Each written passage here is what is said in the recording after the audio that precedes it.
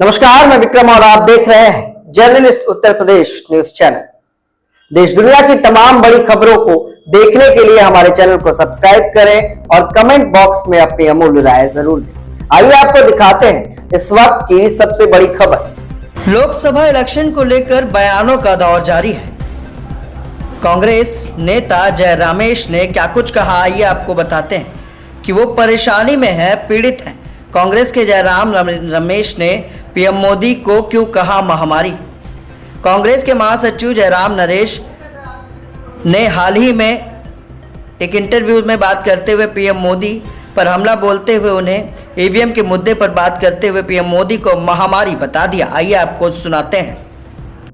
एक बजे वो कैसे मुहूर्त निकाला इन्होंने, क्या ईवीएम में करिश्मा किया इन्होंने कि 1 बजे तक उनको 400 वो पार हो जाएंगे। तो आप देखेंगे 4 तारीख को जब सारे मत काउंट हो जाएंगे, स्पष्ट और निर्णायक जनादेश इंडिया जनबंधन को मिलेगा। यही बात 2004 में हो रही थी, इंडिया शाइनिंग, भीष्म पितामह, हमको जनादेश मिलेगा। जनादेश किसको मिला? कांग्रेस पार्टी को मिला ना। कांग्रेस पार्टी के जो पार्टियां साथ थी कांग्रेस पार्टी गठबंधन में, यूपीए तो चुनाव के नतीजे के बाद बना, पर पहले हर एक राज्य में गठबंधन था। कांग्रेस और उनके घटक दलों को जो जनादेश मिला, तो 2024 में भी यही होने वाला है। पर मैं कोई मुहूर्त नहीं निकालूंगा 4 बजे, 3:30 बजे, 4 बजे। मैं तो कोई ज्योतिषी नहीं हूं। पर इन्होंने क्या, इनसे सवाल मैं पूछना चाहता हूं, ईवीएम में आपने क्या करिश्मा किया है? इलेक्शन आयोग को 11 दिन लगे। जो पहले चरण में वोटिंग हुआ था, उसका जो कितने लोग आए वोट करने के लिए, उसकी जानकारी देने में 11 दिन लगे, और दूसरे चरण में 4 दिन लगे। ये कभी नहीं हुआ करता था।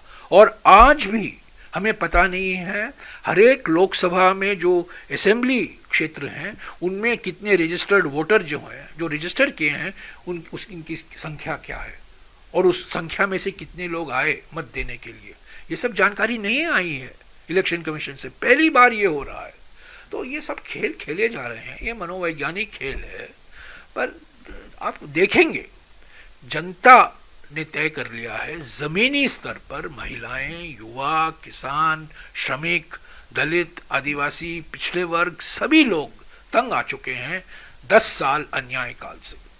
सर 2 फेजेस चुके हैं, वोटिंग हो चुकी है, आप लोगों की क्या असेसमेंट है? और आप कह रहे हैं कि करिश्मा हो सकता है। पहले चरण के बाद करीब 102 सीटों में मतदान हुआ, और मैंने कहा था दक्षिण भारत में बीजेपी साफ और उत्तर भारत में बीजेपी हाफ। दूसरे चरण के बाद भी यही हमें देखने को मिल रहा है कि दक्षिण भारत में उनकी संख्या कर्नाटक में भारी कटौती आएगी, और उत्तर भारत में राजस्थान में, महाराष्ट्र में, जहां 2019 में हमारा प्रदर्शन बहुत निराशाजनक था, हमें राजस्थान में 0 सीटें मिली थी, महाराष्ट्र में 1 सीट मिला था। आप देखेंगे हमको हमारी सीटों की कितनी बढ़ोतरी होगी।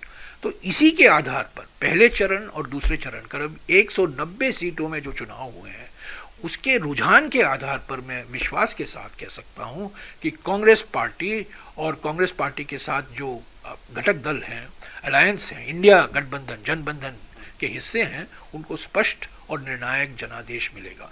और ये बात साफ हो गया है। एक और बात मैं कहूं कि प्रधानमंत्री की भाषा जो बदल गई है ना 19 तारीख के बाद, जो सांप्रदायिक रंग दे रहे हैं हमारे न्याय पत्र को, हमेशा मंगलसूत्र, हिंदू मुसलमान, अभी तो भैंस की बात हो रही है, जिस तरीके से प्रधानमंत्री अपना प्रचार कर रहे हैं, वो बिल्कुल साफ दर्शाता है कि बौखलाए हुए हैं, वो परेशानी में है, पीड़ित हैं। और इसीलिए उनका प्रचार का पूरा ढंग बदला है 19 तारीख के बाद। असली मुद्दे बेरोजगारी, महंगाई, बढ़ती हुई आर्थिक विषमताएं, ध्रुवीकरण, यही तो असली मुद्दे हैं जमीन के स्तर पर। ये प्रधानमंत्री जो कह रहे हैं ना, बिल्कुल एक झूठ की महामारी फैला रहे हैं। हमको कोविड महामारी से थोड़ी राहत तो मिली, पर झूठ की महामारी जो फैला रहे हैं प्रधानमंत्री, उससे मुक्ति हमें 4 जून को मिलना बिल्कुल सुनिश्चित।